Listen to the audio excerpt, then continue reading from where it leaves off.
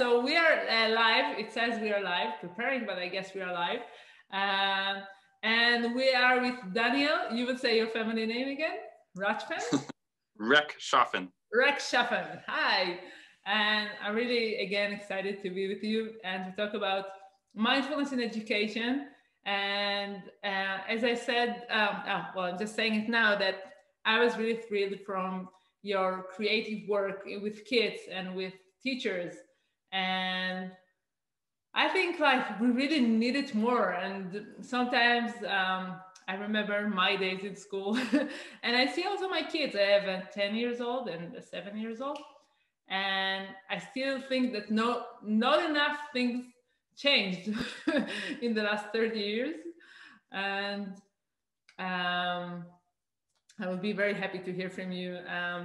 As family therapist, right, and the author of 2 books of The Way of Mindful Education and Alpha Breaths, right? It's really, I really like that name. It's kind of a, yeah, pretty smart name. Yeah, and I would really love to hear about how can we use mindfulness more with our kids in schools. Yeah, thank you so much for having me, Rudy. I would say I have a 1-year-old who just turned 1, and so I'm needing to go back to the drawing board of understanding how to teach mindfulness to kids and be mindful with kids. You have you have 1 kid? Just 1. Just yeah. 1. Okay, yeah. 1-1-year-old, and so I definitely you know, I whenever I'm teaching, there's how do we teach mindfulness to kids, or how do we help them cultivate their own awareness, compassion, all of these things. But then there's also how are we mindful with them, which is always the greatest teaching, the way that we are showing up with our kids. And with a 1-year-old, obviously there's no like direct teaching that I'm doing in terms of showing him, even I can't even really, you know, my alpha breaths or whatever, I can't even show him that. It's basically just my presence, and you all who have kids or, you know, or work with kids, the way that I show up with him, the way I pay attention to him, the way I am patient with him, the way I'm clear in my boundaries with him, that is the being that he's becoming, or that's the, you know, the conditions I'm creating for him. And that's a pretty profound one, just with a very little one, to get to see that of, you know, even though I've been practicing meditation for more than 20 years, still, you know, living in our fast-paced culture where I'm checking my cell phone or I'm doing this, and my attention is my kind of compassionate, clear attention is being drawn away from him. And I can see very often with him, when I am very just kind of attentive, when my wife and I are just kind of there, there's a way that I can feel his nervous system. Like that's when he's the most playful. And it's not that he's even, usually when we're both really present, he doesn't even really interact with us that much. That's when he like he's just squealing and playing and doing his own thing. And there's almost like a foundation of our attention on him creates a foundation within which then he's like learning and playing and exploring, and there's just a sense for him of a ground that he can be safe to explore on. So I've definitely been learning a whole lot recently in terms of how my attention cultivates his attention, my attention with him cultivates his attention, and the opposite being true, where when I'm anxious, when I'm, you know, not, you know, early on. Go to sleep. Exactly. Enough for today. Exactly. Early on, when he was kind of colicky, when he was just a couple months old, and I would notice when I would trying to be soothing him, but then all of a sudden I'd be even more upset than he was. And then obviously I wasn't going to be able to soothe him. I'd have to tap out. So yeah, I think there's a lot we can actually do in schools and school systems with our kids to teach them mindfulness. But the foundation is how do we cultivate our attention, and how do we cultivate our own emotional balance so that we can be a foundation for them. Yeah, and you said the word ground, which I think I really like this word because it's actually giving the ground to to grow. And many people ask me also, like, when is the right time to start to practice mindfulness with kids? Like, can I do it in the age of 2? Can I do it like, when can I start? They really want to do it. And as you're saying, it's not it's from the beginning. Actually, it's not like there is an age that you actually start, right? Yeah, you know, and I really find I had the very lucky or interesting upbringing that I grew up at on a kind of spiritual retreat center, place called the Omega Institute. And so I grew up with all of these kind of yoga teachers and meditation teachers and shamans all over the place. It's a very interesting upbringing. And my parents both, you know, are meditators, and but they never made me do any yoga. They never made me do any meditation. I have a couple memories from being a kid where I would like see my dad meditating, and I'd ask him what he was doing, and he'd be like, "Oh yeah, here, you want to try count your breaths?" Or, but they didn't push it on me, which I really appreciate. I think through osmosis, I was seeing it and I was interested in it, and I was always had that proclivity. But it wasn't forced on me. And it's really important that when I go into a classroom, if I go in and mindfulness is yet another like math class, or it's yet another kind of like enforced thing, then kids are really quickly gonna have a resistance to it as something we want them to do, rather than something that we are kind of inviting them to because it's a beautiful support. I really got into it when I was a teenager, and actually I was having a bunch of anxiety. I was having some panic attacks, and then I knew that my parents were into this thing, and I was like, "Can you show me how to do that thing?" And it was really helpful. And so for usually, if it comes from you know, if it's around, and I do teach mindfulness in school, so I'm not saying don't teach this to your kids and don't offer it to your kids, but it's so much more important just to, I think that my parents, I grew up in a very contemplative space where my parents were embodying what compassion looks like and attention looks like. And so for me, it connected in my mind of like, oh, this is a very cool thing. Not like this is something that's enforced and is annoying, which it would have been if they were making me do it every morning. Yeah, so when you need it, actually, it was available for you, and you can ask for it, and then they say, "Yeah, it's." Yeah, and so it's a really important, you know, for every, you know, because I've had a lot of folks. I'm also a therapist, so I've worked with a lot of kids who have a lot of anxiety or anger management issues or different types of stresses, and so for me, with therapeutically, mindfulness can be incredibly beneficial for kids, but if it's brought as something like, you know, you need to, as if it's like a medication, you're like, do this for 10 minutes every single day, and then it'll fix that. And you will be more happy, and exactly. So how can you give us some, I don't know, great, let's say I want to do with my kids tomorrow morning, some mindful exercises, or I don't know, just give them, you know, some ideas, or maybe doing it in a playful way, which they want to do. Yeah, and that's the thing that is, for me, you know, this is why Alpha Breaths was the way that Alpha Breaths came together is I always, when I teach, I say we're playing attention rather than paying attention. And so I've always, when I give talks, when I go into classrooms, I do like our Spider-Man breath, where you breathe in, you shoot out your webs, or you do your butterfly breath, where you're breathing in and you're breathing out your wings, or your dolphin breath. You know, so and the kids always love making them up the best, right? They come up, make up their own. And the way that Alpha Breaths came together actually is my friend Chris Willard, who's a wonderful author, mindfulness and education author.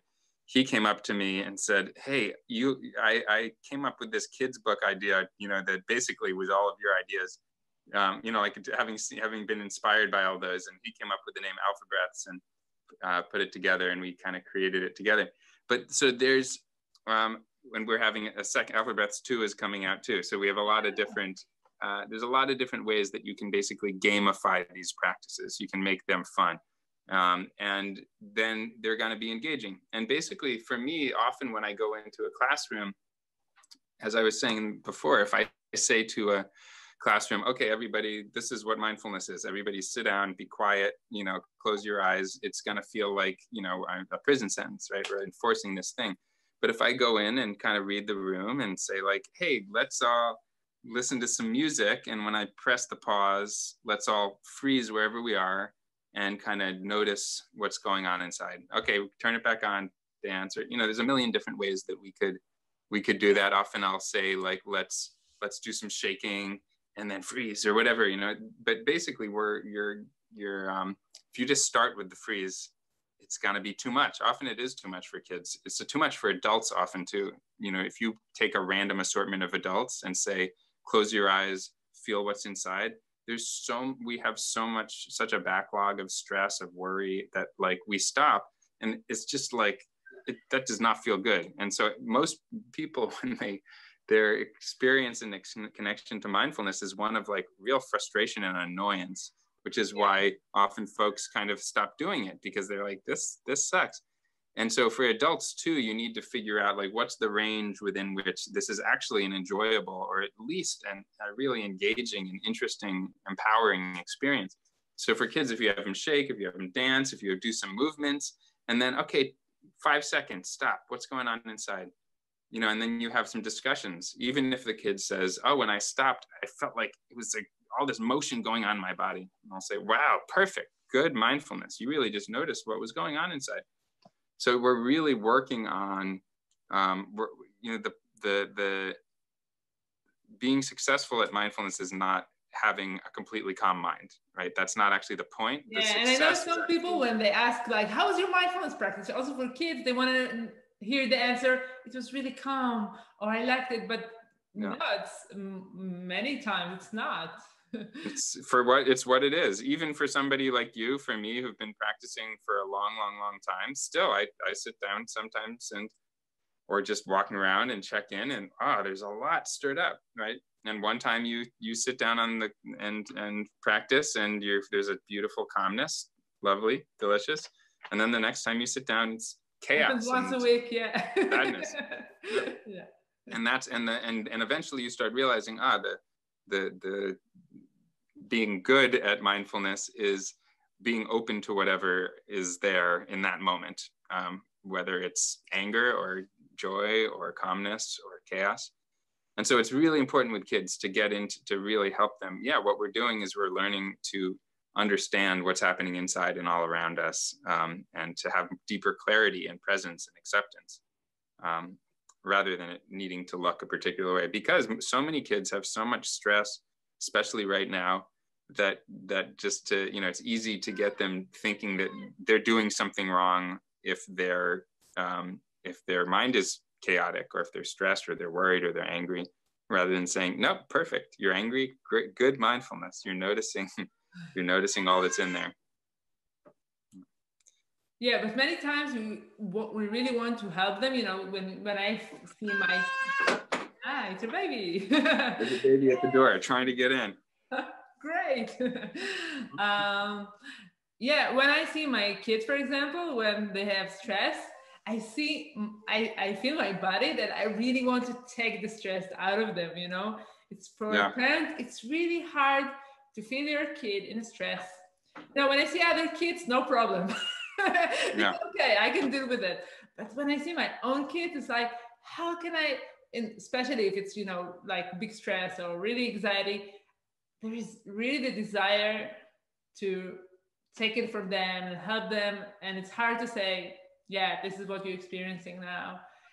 Yeah, especially right now, so many, I work with so many teachers who are, teaching from home with their kids at home, and there's so much stress and chaos. The kids are feeling stressed, the parents are feeling stressed. Home. Yeah, so there's so much. And everybody's picking up on the kind of larger anxiousness of what's happening in the systems. And so, yeah, for us as adults, it's definitely incredibly important to, I find there's an incredible lack of ego that is possible as a parent, because we are needing to orient, as we said before, as the ground for our children. even though there's still all of our own kind of kid parts inside that are unresolved and that are want to be taken care of, and we're needing to realize, okay, this is my moment to figure it, to humbly just work with whatever I've got going on inside of me to be able to be the ground for my kid. It's a deep mindfulness practice. You know, there's all in kind of Buddhist and other, you know, all types of religious societies, there's often more monastic groups which are, you know, it's easier to practice contemplative practice without kids, right? To go into the monastery. Yeah, I can tell you, I was practicing maybe 10 years before I had kids. And after I had kids, I thought, wow, I thought practicing before can be difficult. I thought, being a parent, wow, this is really a practice, you know, this is really challenging. Like not sleeping for 1 year, waking up 3 times a night, and still being with patients.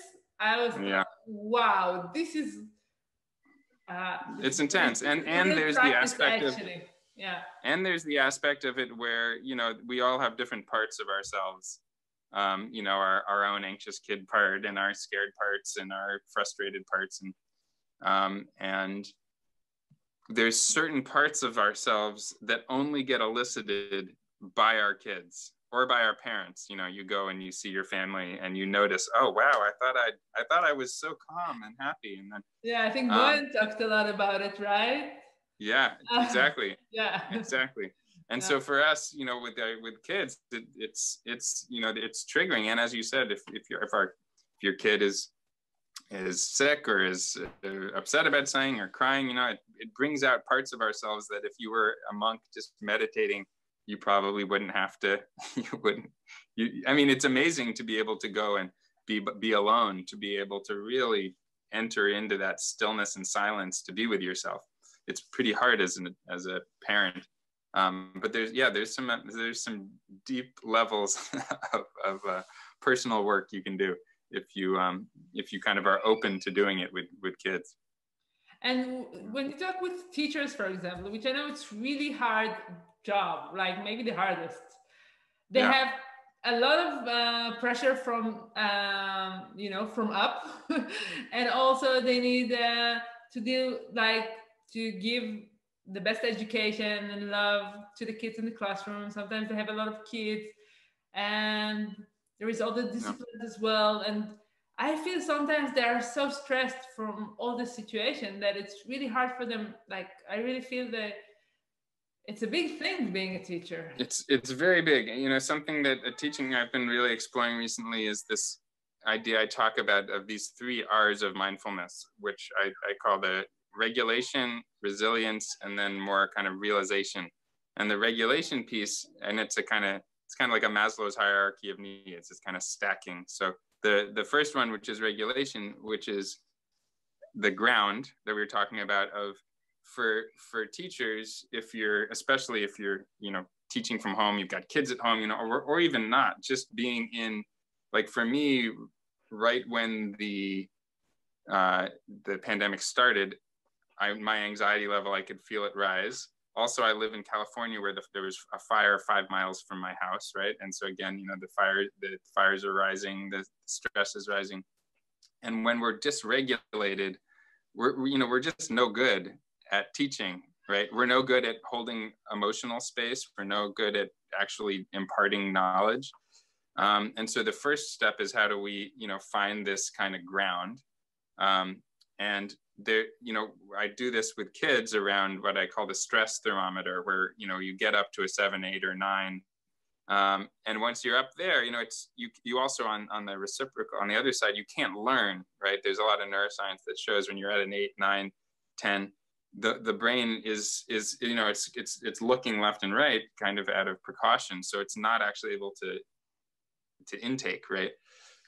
So the teacher first needs to find how to these regulation practices. I do a lot of what I call the vacuum cleaner breath, where you're breathing stress down into the belly and holding it there for a few seconds and then releasing. But there's a million different types of kind of stress reduction breathing exercises or relaxation exercises, which those are or just taking a walk outside or doing whatever, you know, a stress ball or whatever. Like, we need what do, right? Do you cook? Do you hopefully not like drink to excess or something? We all do things that, you know, to help us find, sometimes, you know, binge watching Netflix or whatever it is, but like, what are your healthy ways of regulating for yourself and then young folks? And that for a lot of us, especially during the pandemic, during different things, like sometimes we just stop there, right? It's like, let's just see if we can get to ground. When you can get to ground, then the resilience practice is more like, resilience is once you've found some ground, then you actually try to engage in the world. So it's like, okay, we're grounded. Now I'm gonna go into the classroom, or now I'm gonna have this I'm gonna have this difficult conversation, or now I'm gonna try to, whatever it is, you kind of go back into, because our world is inherently stressful at the moment. So you regulate, and then you go into the stress, and then you kind of titrate. You come back, okay, regulation. And that's resilience, is learning how to be able to keep the ground in the midst of the stress, right?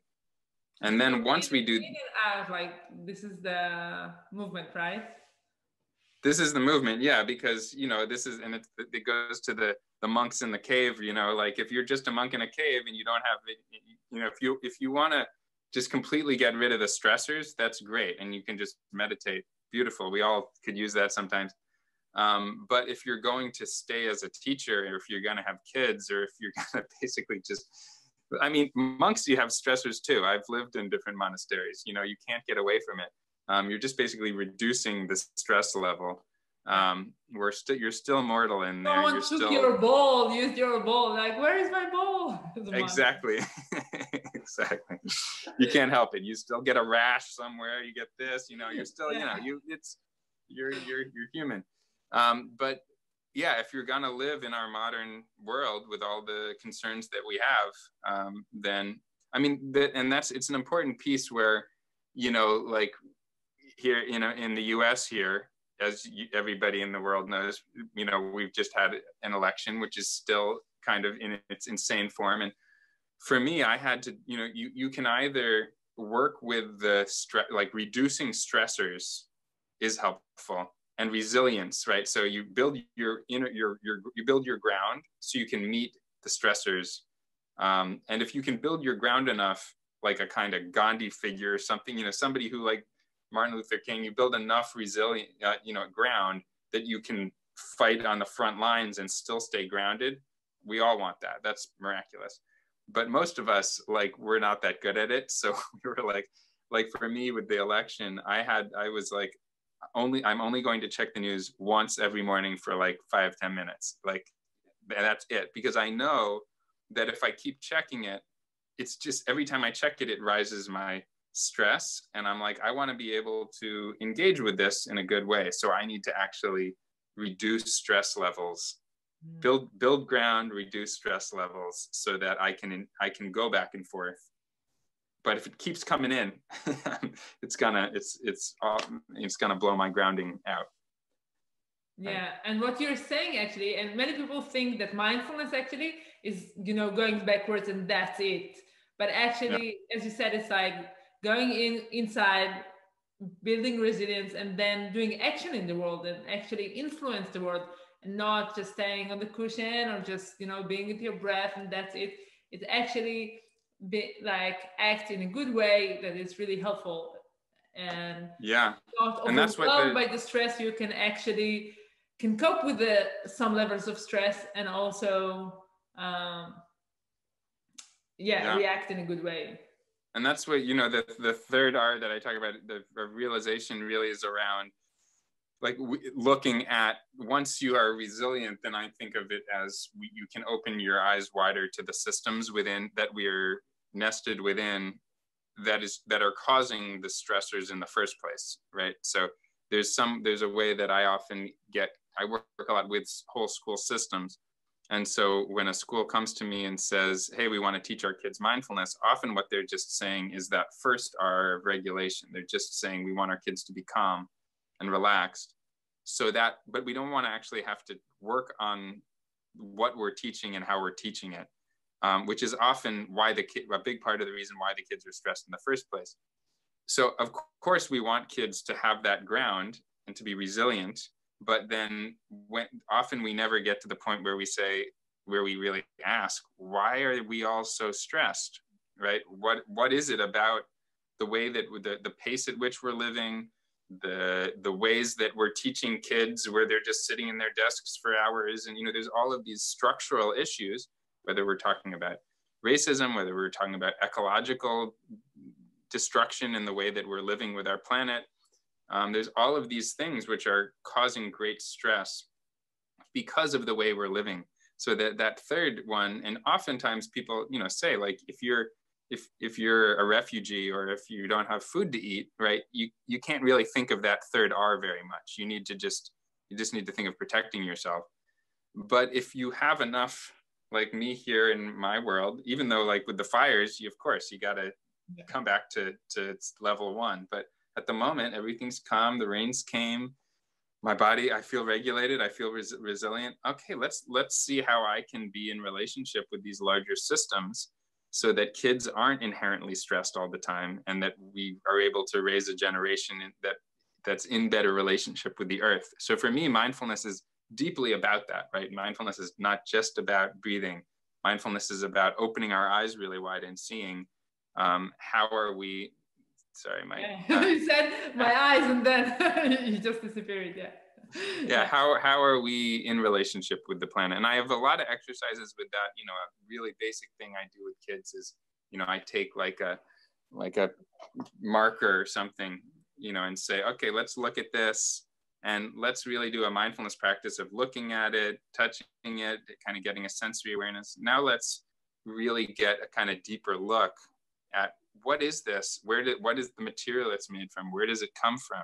Right? And understanding, okay, well, this is plastic. What is plastic? Oh, this is these ancient, creatures that died, millions of years ago and have been, and, what did it take to dig it up? And, where is this, like, going into an actual understanding of being in relationship with this. Oh yes, to, both the ecological destruction that comes from it, but also, the actual reverence and appreciation. Wow, I'm actually holding ancient dinosaurs and creatures in my hands that were brought up, and trying to understand how we're in relationship with our world. Asking kids like, hey, where does your garbage go? Where does your water come from? What direction are you standing right now? Like trying to get them to understand what phase is the moon in. Like for me, that's a deep mindfulness practice of trying to get them to be in our modern world, especially kids in cities, really have, can answer very few of those questions. Most adults can answer very few of those questions, but reconnecting us to our bodies and to the world around us and to the systems that we're within, so that we can really understand, what is my impact on the world? What's the world's impact on me? How can I live in such a way that I'm actually really offering good things in the world? Wow. Daniel, I must say that I think I feel like I can talk with you for hours. And I know you have some other things also today on your agenda as well, I'm sure. And I want to thank you for all this.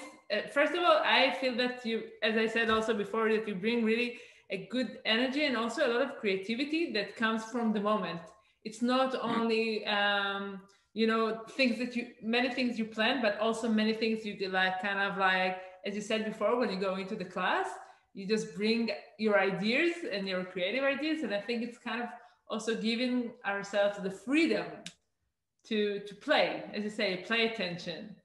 And sometimes as an adult, we a bit forget about it. We become too serious. And also understanding are really, the materials and what is around us and what is actually now. Where is the sun now? And looking at the nature, which I also really think mindfulness and nature are really connected as well. Yeah, I think that nature, the greatest mindfulness teacher is nature itself, right? And to understand our own nature, our own minds, and is to understand nature. And so I think it is for me. I can never give as good a mindfulness talk as I often will just take kids out into nature and we'll just sit and listen and then come together and what did you hear? What did you see? Right? I can't teach patience or attention or anything as well as a tree can, or the sky can. So yeah, it's basically we're trying to orient ourselves and our kids back into a deeper connection with the world. Yeah, really, it's so happy to get to connect with you. We could do it again. Keep chatting. Okay, great. So thank you very much, and I'm sure all the people going to watch this interview are going to benefit a lot, and hopefully, I will meet you again. And okay, thank you so much, Rudy. Thank you. Bye-bye. Bye.